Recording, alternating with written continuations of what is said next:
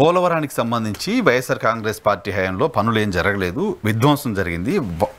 మీ అధికారంలో ఉన్న సమయంలో చేసిన విధ్వంసం కారణంగా పోలవరం ఎప్పటికి పూర్తవుతుందో తెలియని పరిస్థితిలోకి వెళ్ళిపోయింది అనేది చంద్రబాబు నాయుడు గారు చెప్తున్నమాట. దీన్ని చాలా పెద్ద ఎత్తున రాష్ట్ర వ్యాప్తంగా క్యాంపెయిన్ కూడా చేసే ఆలోచన కూటమి సర్కార్ చేస్తోంది.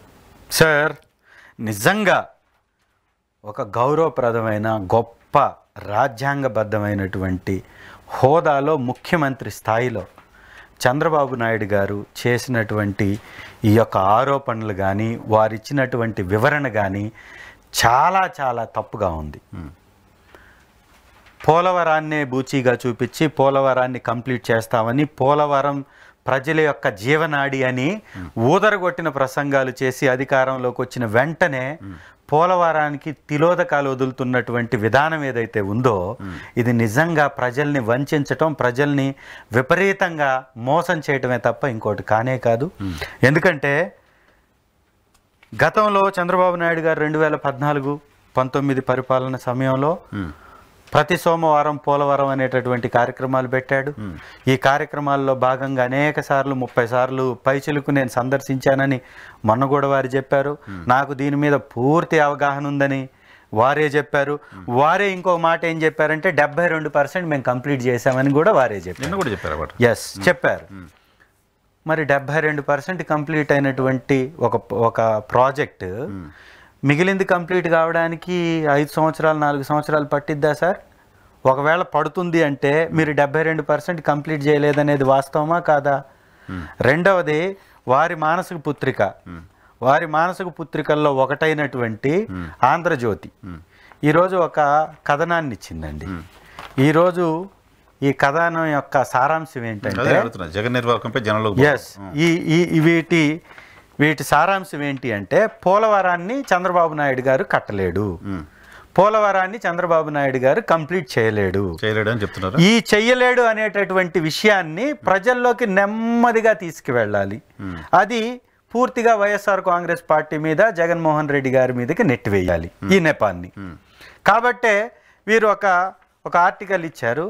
నేను మొన్న ఒక డిబేట్ చేసిన దానిలో నేను చెప్పాను, ఆ రోజు ఈనాడులో ఇచ్చారు, ఈరోజు జ్యోతిలో ఇచ్చారు. ఇచ్చినటువంటి సందర్భంగా వీరు రాసింది ఏంటంటే 2019 మే నాటికి పోలవరం ప్రగతి ఎంత అంటే 38.21% కంప్లీట్ అయిందంట 2019 వరకు. 2019 మే నాటికి. మా ప్రభుత్వం వచ్చింది ఎప్పుడు సార్? 2019 మే 30వ తారీఖు రోజు మా ప్రభుత్వాన్ని మా అధ్యక్షులు వారు ఏర్పాటు చేశారు. అంటే వారి ప్రకారం 38.2% ఉందని ఈ పేపర్ రాసింది. ఇవాళ చంద్రబాబు నాయుడు గారు 72% కంప్లీట్ అయి ఉందని వారే ఒప్పుకుంటున్నారంటే మిగిలిందంతా మేం చేసిన లెక్కే కదా, అంతేనా కదా? వారి మాటల్లో వారి యొక్క మానసపుత్రికే ఇది, మరి వారు రాసిందే ఇది. కాబట్టి దానిలో చంద్రబాబు నాయుడు గారు వారు చెప్పినటువంటి అబద్ధాల్లో ఒక పెద్ద మచ్చుతొనకి ఏంటంటే అబద్ధాలు చెప్తున్నారు అని వారు చెప్పడానికి 2016 సెప్టెంబర్ 6 తారీఖు నాడు చంద్రబాబు నాయుడు గారు కేంద్రానికి ఈ ప్రాజెక్టుని రాష్ట్ర ప్రభుత్వం తరఫు నుంచి మేము కంప్లీట్ చేస్తామని టేక్ ఓవర్ చేశారు. ఆ టేక్ ఓవర్ చేసిన రోజుకి వారు 2014-15 బడ్జెట్ ప్రకారం 20,398.61 కోట్లతోటి సంపూర్ణం చేస్తాము, కంప్లీట్ చేస్తామని వారు ఒప్పుకొని ఆ ప్రాజెక్ట్ని టేకప్ చేశారు. అయితే ఆ రోజు వరకు ఆ ప్రాజెక్ట్ మీద ఖర్చు పెట్టినటువంటి ఖర్చు 4,730.71 కోట్లు. మిగిలింది ఎంత సార్? 15,667 కోట్లు మాత్రమే ఆ రోజుకు మిగిలింది. ఇది కేంద్రం మన విభజన హామీల్లో ఇచ్చినటువంటి ఒక ప్రాజెక్ట్. కేంద్రం యొక్క బాధ్యత ఈ ప్రాజెక్ట్ని కంప్లీట్ చేసి రాష్ట్రానికి ఇవ్వాల్సినటువంటి బాధ్యత కేంద్రాంది. అది 20,000 కోట్లతో అవుతుందా, 30,000 కోట్లతో అవుతుందా, 10,000 కోట్లతో అవుతుందా, కంప్లీట్ చేసి ఇవ్వాల్సినటువంటి బాధ్యత కేంద్ర ప్రభుత్వానిది. అయితే కమిషన్లకు కక్కుర్తిపడి వీళ్ళ యొక్క నాయకులకి ఇచ్చుకోవాలనేటటువంటి తాపత్రయంతో ట్రాన్స్ట్రాయ్ అనేటటువంటి కంపెనీకి ఇంత పెద్ద పని చేసినటువంటి చరిత్ర లేకపోయినా, అనుభవం లేకపోయినా ఆ కంపెనీలకి కట్టబెట్టి ఈ యొక్క ప్రాజెక్టుని స్పిల్వే కంప్లీట్ చేయకుండా, స్పిల్వే మొదలు పెట్టినప్పుడు ఫుట్టింగ్ రూపంలో ఉన్నప్పుడే మెయిన్ డ్యామ్కి సంబంధించినటువంటి డయాఫ్రమ్ వాల్ నిర్మాణం చేశారు. డయాఫ్రమ్ వాల్ అంటే ఏంటి? ఒక డ్యామ్కి ఇసుక, ఇప్పుడు గోదావరి అంటే 300 మీటర్లు వెళ్ళినా కానీ రాక్ తగలినటువంటి ప్రాంతం. అలాంటి ప్రాంతంలో ఒక డ్యామ్ కట్టాలంటే కింద నుంచి ఒక బేస్మెంట్ నిర్మాణం చేసుకొని రావాలి. ఆ బేస్మెంట్నే డయాఫ్రమ్ వాల్ అంటారు. ఈ డయాఫ్రమ్ వాల్ అనేది 490 కోట్ల రూపాయలతోటి ఒక జర్మన్ కంపెనీకి ఇచ్చారు. ఇది ఎప్పుడు కంప్లీట్ చేయాలి అంటే గోదావరి నది ప్రవాహం ఎక్కడైతే ఉందో అక్కడెక్కడ కొండలు లేవు, ఇసుక ప్రాంతంలో స్పిల్వే నిర్మాణం జరగదు. స్పిల్వే నిర్మాణం జరగాలంటే రాక్ ప్లేస్లో జరపాలి. దానికి 6 కిలోమీటర్లు నది యొక్క ప్రవాహాన్ని ఒక డైవర్ట్ చేయాలి, పక్కకి డైవర్ట్ చేసి స్పిల్వే నిర్మించాలి. స్పిల్వే నిర్మించి ఆ వాటర్ని ఈ మెయిన్ డ్యామ్ వచ్చే వైపుకి రానివ్వకుండా ఎగువ వైపున ఒక కాపర్ డ్యామ్ నిర్మాణం చేయాలి, అబోవ్ కాపర్ డ్యామ్. కింద నుంచి రివర్స్లో వాటర్ రాకుండా దిగువన ఇంకొక కాపర్ డ్యామ్ నిర్మాణం చేయాలి. ఈ 2 కాపర్ డ్యామ్లు నిర్మాణం చేస్తే వాటర్ రాకుండా మధ్యలో మొత్తం డ్రై ఏరియా వస్తుంది. కాబట్టి ఆ డ్రై ఏరియా వచ్చిన తర్వాత ఈ డయాఫ్రమ్ వాల్ అనేది నిర్మాణం చెయ్యాలి. ఇది ప్రపంచంలో ఎవరైనా చేసేటటువంటి ప్రక్రియ. మరి నదీ పరివాహక నదీ ప్రవాహాన్ని పక్కకు జరపాలంటే స్పిల్వే కంప్లీట్ చేయాలి. స్పిల్వే కంప్లీట్ చేసి గేట్లు పెట్టాలి. గేట్లు పెట్టి ఎవరైతే R&R ప్యాకేజ్ పునరావాసం కల్పించాల్సినటువంటి వాళ్ళు ఉన్నారో వాళ్ళకి ప్యాకేజ్ ఇచ్చి వాళ్ళని తరలించాలి. తరలించిన తర్వాత మాత్రమే డయాఫ్రమ్ వాల్ కట్టాలి. కానీ పెద్ద పెద్ద ప్రగల్భాలకు వెళ్ళిపోయి 2019 లోపల కంప్లీట్ చేయాలనే ఉద్దేశంతో 2016లో కేంద్రం ద్వారా కాంట్రాక్ట్ని కొట్టేసి కేంద్రం దగ్గర నుంచి వీళ్ళ చేతుల్లోకి తీసేసుకొని కేంద్రాన్ని మభ్యపెట్టి ఈ ఒకే సమాంతరంగా స్పిల్వేని, కాపర్ డ్యామ్ని, డయాఫ్రమ్ వాల్ని, బిలో కాపర్ డ్యామ్ని, ఈ మూడింటిని ఒకేసారి మొదలుపెట్టేసి ఏకంగా స్పిల్వే కంప్లీట్ కాకముందే డయాఫ్రమ్ వాల్ని కట్టేశారు. డయాఫ్రమ్ వాల్ని కట్టేసిన తర్వాత దానికి ప్రొటెక్షన్ కావాలి కదా, అప్పర్ కాపర్ డ్యామ్ని కంప్లీట్ చేయాలి.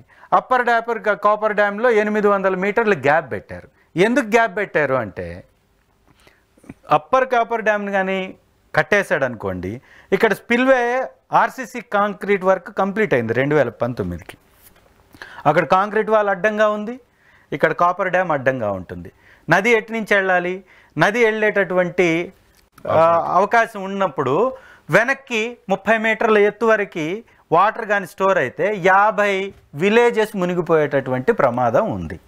ఈ విలేజెస్ మునిగిపోతున్నాయని సెంట్రల్ గవర్నమెంట్లో ఉన్నటువంటి వ్యవస్థలన్నీ మీరు దాన్ని ఆపేసేయాలి, కట్టకూడదు, కడితే వీరు మునిగిపోతారు అని వారికి పదే చెప్పిన తర్వాత అది వాటర్ని ఆపే అవకాశం లేదు. కాబట్టి వీరేం చేశారంటే తప్పించుకోవడానికి 800 మీటర్ల గ్యాప్ వదిలారు.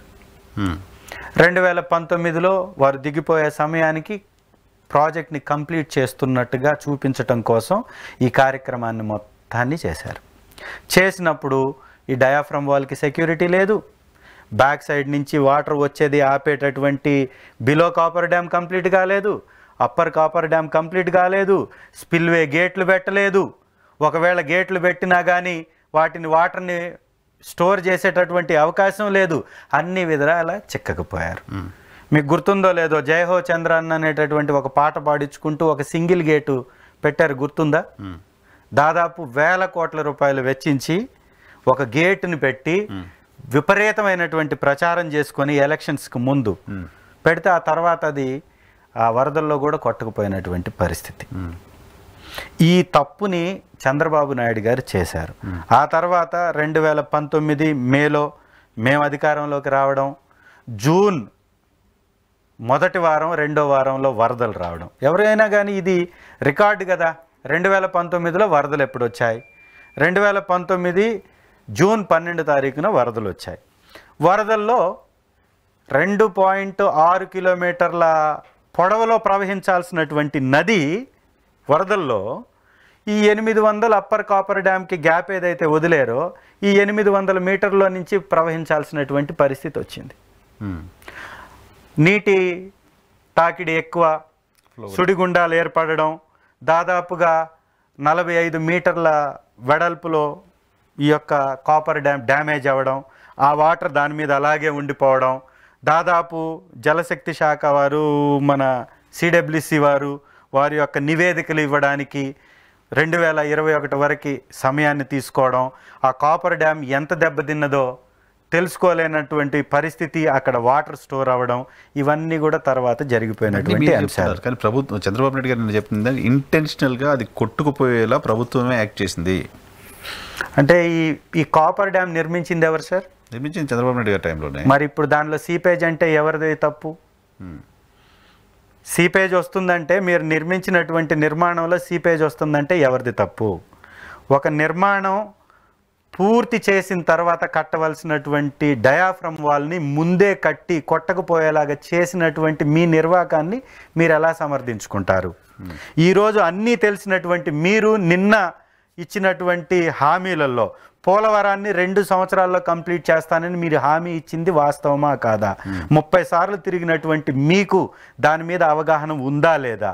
మీ అధికారులు, మీకు టచ్లో ఉన్నటువంటి అధికారులు ఉన్నారు, అన్నీ తెలిసినా కానీ మీరు ప్రజల్ని తప్పుదోవ పట్టించింది వాస్తవమా కాదా? ఎప్పుడో దాదాపుగా ఒక 6 నెలల క్రితమే అంబటి రాంబాబు గారు ఏం చెప్పారు సార్?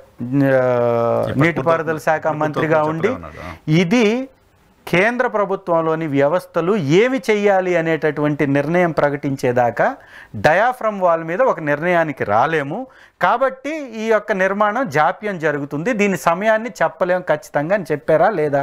మరి మీరు అదే చెప్పారు కదా ఈరోజు. రెండవది, మీరు 2016లో తీసుకున్నప్పుడు, మీరు ప్రాజెక్ట్ని రాష్ట్రానికి తీసుకున్నప్పుడు మిగిలిన్నటువంటి దాని బడ్జెట్ 15,667 కోట్లు అయితే 2017-18 ధరల ప్రకారం పునరావాసం భూసేకరణకి చెల్లించాల్సింది 33,168 కోట్లు. మరి మీ దగ్గర ఉన్నటువంటి బడ్జెట్ 15,667 కోట్లు అయితే 33,168 కోట్లు మీరు భూసేకరణకి పునరావాసానికి ఇవ్వాల్సి ఉంటే మీరు ఎలా ఈ ప్రాజెక్ట్ని టేక్ ఓవర్ చేశారు? దీని మీద ఒక ఖచ్చితమైనటువంటి నిర్ణయాన్ని లేదా హామీని కేంద్ర ప్రభుత్వం దగ్గర నుంచి తీసుకోకుండా మీరు ఇది రాష్ట్రానికి ఎలా ఈ ప్రాజెక్ట్ని తీసుకున్నారు? అదీ కాకుండా 2019లో మొదటి దశ పనులు కంప్లీట్ చేయడానికి కేంద్ర ప్రభుత్వం దగ్గర నుంచి మన రాష్ట్రానికి 12,157.53 కోట్ల రూపాయలు అవసరమని రాష్ట్ర ప్రభుత్వం కేంద్రానికి పంపిస్తే చూచాయిగా కేంద్ర ప్రభుత్వం కూడా విడుదల చేయడానికి ఒప్పుకుంది. అప్పటికే చంద్రబాబు నాయుడు గారు ఎన్డీఏ పార్టీతోటి కూటమి కట్టడానికి పావులు కదపటం, దీనికి మోకాలడ్డి ఈ 12,000 కోట్లు రాకుండా అడ్డుకోవటం కూడా ఇది చంద్రబాబు నాయుడు గారు రాష్ట్రానికి చేసినటువంటి అన్యాయం కాదా? సో ఇప్పుడు ఆయన చెప్తుంది ఏంటంటే, సరే ఆయన తప్పులు చేశారు, వెనక ముందు కట్టారు, యాజ్ ఫర్ యూ దాన్ని మీరు కరెక్ట్ చేయడానికి 5 సంవత్సరాలు ఎందుకు పట్టింది అనేది పాయింట్. ఎలా చేస్తాం? కరెక్ట్ కట్టచ్చు కదా. డయాఫ్రమ్ వాల్ అనేది మీరు గుర్తుంచుకోండి సార్, ఈ నిర్మాణంలో 70% అయిందని చెప్పినటువంటి గౌరవ ముఖ్యమంత్రి గారి మాటల్లోనే మెయిన్ డ్యామ్ కట్టకుండానే 70% కంప్లీట్ అయిందా? 33,000 కోట్ల రూపాయలు ప్రజలకు ఇవ్వాల్సినటువంటి పునరావాసానికి ఇవ్వాల్సినటువంటి డబ్బు ఇవ్వకుండానే 70% కంప్లీట్ అయిపోయింది. సరే సార్, వాళ్ళు ఏమైనా చెప్పండి, పునరావాసం. రెండవది, మేజర్ బడ్జెట్ పునరావాసం పక్కన పెడదాం. ఆయన 13,000 కోట్ల రూపాయలు ఖర్చు పెట్టారు. టోటల్ ప్రాజెక్ట్ కాస్ట్ ఆ రోజుకున్నది 18,000-20,000 కోట్లు. 13,000 ఖర్చు పెట్టారంటే నేను 70% చేశాననేది ఆయన చెప్తున్నమాట. బట్ ఎస్కలేషన్లో భాగంగా అది ఇప్పుడు 30,000 కోట్ల దాకా వచ్చిందా? 32,000 కోట్లు ఎంత ఉంది నాకు తెలిసి. సో ఇప్పుడు ఆ తర్వాత ఎస్కలేషన్లో పెరిగింది తప్ప నేను 70% కంప్లీట్ చేశాను అనేది ఆయన చెప్తున్నమాట సార్. సో అప్పుడు ఆయన చెప్తుందని కూడా సిడబ్ల్యూసీ అనుమతులు ఉన్నాయి, మీరు గుర్తుంచుకోవాలి. డైవర్ట్ చేయకుండా ఇవన్నీ కట్టడానికి మీరు గుర్తుంచుకోవాలి, చంద్రబాబు నాయుడు గారు దిగిపోయేటటువంటి కాలంకి స్పిల్వే కంప్లీట్ అవ్వలేదు, గేట్లు అలైన్ కాలేదు, వారు పెట్టినటువంటి సింగిల్ గేట్ కూడా కొట్టకపోయింది, అప్రోచ్ ఛానల్ కంప్లీట్ కాలేదు, 6 కిలోమీటర్లు ఏదైతే నది ప్రవాహాన్ని తరలించాల్సినటువంటి డైవర్ట్ చేయాల్సినటువంటి ఆ రాక్ ఏరియా ఉందో దాన్ని కంప్లీట్ చేయలేదు. దాంతోపాటుగా విద్యుత్ కేంద్రాన్ని అసలు మొదలే పెట్టలేదు. అప్పర్ కాపర్ డ్యామ్ని 800 మీటర్లు గ్యాప్ పెట్టారు హైట్ తగ్గించి. లోవర్ కాపర్ డ్యామ్ని మొదలు మాత్రమే పెట్టారు, కంప్లీట్ చేయలేదు. ఇక్కడ డ్యామ్కి సంబంధించి కేవలం బేస్మెంట్ డయాఫ్రమ్ వాల్ మాత్రమే వేశారు. మరి స్పిల్వే నిర్మాణం చేసింది మేము, గేట్లు కంప్లీట్ చేసింది మేము, అప్రోచ్ ఛానల్ కంప్లీట్ చేసింది మేము, దాంతోపాటు పైలట్ ఛానల్ కంప్లీట్ చేసింది మేము, స్పిల్ ఛానల్ కంప్లీట్ చేసింది మేము. ఇవన్నీ మా ప్రభుత్వంలో కంప్లీట్ అయినటువంటి పనులు. గ్యాప్ 3 కూడా కంప్లీట్ చేసింది మా ప్రభుత్వంలో. ఇవన్నీ రికార్డ్స్. ఇవి మీరు నేను తారుమారు చేయలేం. పోలవరం అనేటటువంటి ప్రాజెక్టు కేంద్రం ఇచ్చినటువంటి ప్రాజెక్టు. కేంద్రం దగ్గర దానికి ఒక సంస్థ ఉంది, కంట్రోల్ చేసేటటువంటి సంస్థ ఉంది. ఈ సంస్థ ఆధీనంలో ఎప్పుడు ఏ పని జరిగిందనేది స్పష్టంగా ఉంటుంది. వారు నిర్భయంగా ఇప్పుడు మీ పైన ప్రభుత్వం ప్రజల దగ్గరికి వెళ్ళే ప్రయత్నం చేస్తుంది, జగన్ ధ్వంసం చేశారు దాన్ని ఎలా వైఎస్ఆర్ కాంగ్రెస్ పార్టీ ఎదుర్కోబోతుంది? సార్ ఇదంతా నిజాలు. చంద్రబాబు నాయుడు గారు అబద్ధాలు నిర్భయంగా చెప్పుకుంటే తప్పేం కాదు అని వారు అనుకుంటే అది తప్పు. ప్రజలు గమనిస్తున్నారు. పోలవరంలో సింగిల్ గేట్ చంద్రబాబు నాయుడు గారు పెట్టలేదనేది వాస్తవం. దానికి సంబంధించినటువంటి ఫోటోలతో కూడిన అన్ని పిక్చర్స్ని ఇంతకు ముందు ప్రభుత్వంలో ఉన్నప్పుడు అనేక సార్లు మేము ప్లే చేసాం. 2019లో ఏ స్టేజ్లో ఉండింది పోలవరం ప్రాజెక్టు, 2019 నుంచి ఈ రోజు వరకు ఏ స్టేజ్లో ఉంది, ఇప్పుడు ఏ స్టేజ్లో ఉంది. ఇది అందరికీ తెలిసినటువంటి సత్యం. ఇది చంద్రబాబు నాయుడు గారు మభ్యపెట్టి ఏమార్చేటటువంటి ప్రయత్నం చేయలేరు. వారు ఏమనుకుంటున్నారంటే మా దగ్గర ఉన్నటువంటి ఛానల్స్ మాత్రమే తెలుగు ఛానల్స్, ఇంకెవరు ఏం చూడరు అనుకుంటున్నారు వారు. అంటే వారు ఏ విధంగా అయితే అబద్ధాలను చెప్పి ప్రభుత్వంలోకి అందలం ఎక్కి కూర్చున్నారో అదే విధానాన్ని కొనసాగిస్తూ ముందుకు వెళ్తున్నారు. గౌరవ ముఖ్యమంత్రి హోదాలో వారు అబద్ధాలు చెప్పడం అనేది వారికి తగదు. వారు గతంలో చేసినటువంటి పని 39% అనేది వారిచ్చినటువంటి పత్రికలో రాసినటువంటి కథనం ఈ రోజు ఉంది. అలాగే చంద్రబాబు నాయుడు గారి కంటే ముందు వైఎస్ రాజశేఖర్ రెడ్డి గారు మెయిన్ కెనాల్స్ ని 2 కెనాల్స్ ని కంప్లీట్ చేశారు. దాదాపు 90% కంప్లీట్ చేశారు. చంద్రబాబు నాయుడు గారు 2016లో ప్రాజెక్ట్ ని రాష్ట్రానికి తీసుకోక ముందు 4700 కోట్ల రూపాయలు దాని మీద ఖర్చు అయ్యింది. ఇవన్నీ కూడా రికార్డ్స్. ఇవి మీరు తప్పించి మాట్లాడినంత మాత్రాన అది నిజమైపోదు. అబద్ధాలని వారు చెప్తుంది ఏంటంటే టోటల్గా వారి యొక్క వ్యూహం ఏంటంటే జగన్మోహన్ రెడ్డి గారి మీదకి ఈ తప్పిదాన్ని నెట్టివేసి పోలవరం నిర్మాణం నుంచి తప్పించుకుందాం అనుకుంటున్నారు. ఇప్పుడు వారు తప్పించుకుంటున్నటువంటి అంశాలను మీరు ఒకసారి గమనించాలి. మొట్టమొదటిది ప్రత్యేక హోదా. 2014-2019లో వారి చేతిలో కేంద్ర ప్రభుత్వంలో వీరు భాగస్తులు. కేంద్ర ప్రభుత్వం వారి చేతిలో ఉంది. ఆ రోజు ఎందుకు మాట్లాడలేదు అంటే ఆ రోజు చెప్పింది ఏంటంటే కేంద్ర ప్రభుత్వం మా మద్దతు లేకుండా కూడా నిలబడే స్థాయిలో ఉంది కాబట్టి మేము అడగలేదు అని అన్నారు అప్పుడు. మరి ఆ తర్వాత మాకు 25 సీట్లు ఇస్తే మేము తెస్తామన్నాం. మాకు 22 సీట్లు వచ్చాయి. మేము కూడా అధికారంలోకి వచ్చినప్పుడు కేంద్ర ప్రభుత్వంలో ఎన్డీఏ ప్రభుత్వం మా మద్దతు లేకుండానే ఒక బలమైనటువంటి శక్తిగా ఎదిగింది. అప్పుడు కూడా మేము కేంద్ర సంస్థల్ని, కేంద్ర వ్యవస్థల్ని, జాతీయ రహదారుల్ని అత్యధిక సాధించినటువంటి రాష్ట్రం ఏపీ రాష్ట్రం అనేది ప్రజలందరికీ తెలుసు. ఈరోజు కేంద్ర ప్రభుత్వం చంద్రబాబు నాయుడు గారి యొక్క మద్దతుతో నిలబడి ఉంది. ఎన్డీఏ కూటమికి ఏపీ రాష్ట్రం యొక్క మద్దతు అవసరం. ఇవాళ ఈ అవకాశాన్ని సద్వినియోగం చేసుకొని ప్రత్యేక హోదాని తీసుకొచ్చేటటువంటి అవకాశం ఉంది.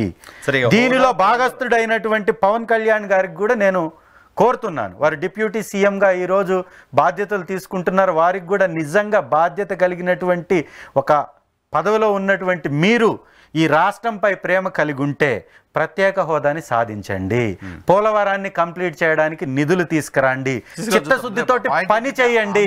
ఆందోళన ఏంటంటే ఆంధ్రప్రదేశ్ ప్రజలకున్న ఆందోళన ఏంటంటే పోలవరం చంద్రబాబు నాయుడు గారు కట్టలేకపోయారు. సరే జగన్మోహన్ రెడ్డి గారు డెడ్ లైన్ పెట్టారు 21-22 అనుకుని ఆయన పూర్తి చేయలేకపోయారు. మళ్ళీ చంద్రబాబు నాయుడు గారు వచ్చి మొదటి విజిట్లోనే 4 ఏళ్ళకి 5 ఏళ్ళకు పూర్తి అవుతుందో లేదో తెలియదు అన్నారు. కాబట్టి పోలవరం పైన ఆంధ్రప్రదేశ్ ప్రజలు ఇంకా ఆశలు వదులుకోవాలా అనే పరిస్థితిలో ఉన్నారు. ఖచ్చితంగా వారు ఇచ్చినటువంటి హామీ నిలబెట్టుకోవాలి. పోలవరాన్ని కంప్లీట్ చేయాలి. ప్రభుత్వం ఒక తప్పుడు విధానంలో ప్రజల్ని మభ్యపెట్టేటటువంటి ప్రయత్నం చేస్తుంది. ప్రత్యేక హోదాని చంపివేసినట్టుగానే పోలవరాన్ని కూడా చంపివేసేటటువంటి ప్రయత్నం చేస్తుంది. ఇది ప్రజలందరూ గమనించాలి. ప్రజలు తిరగబడతారు. పోలవరం అనేది ఆంధ్ర యొక్క వరం, జీవనాడి. కాబట్టి ఖచ్చితంగా గౌరవ ముఖ్యమంత్రి గారు పోలవరాన్ని కంప్లీట్ చేయడం కోసం చిత్తశుద్ధితో పనిచేయాలి తప్ప ఇలా తప్పించుకునేటటువంటి కార్యక్రమానికి ఒడికట్టకూడదు. ఇది మా పార్టీ తరఫున బలంగా పార్లమెంట్లో కానీ శాసనసభలో కానీ నిలదీస్తాం. ఖచ్చితంగా ఈ ప్రాజెక్ట్ కంప్లీట్ అవ్వడానికి పోరాడతాం.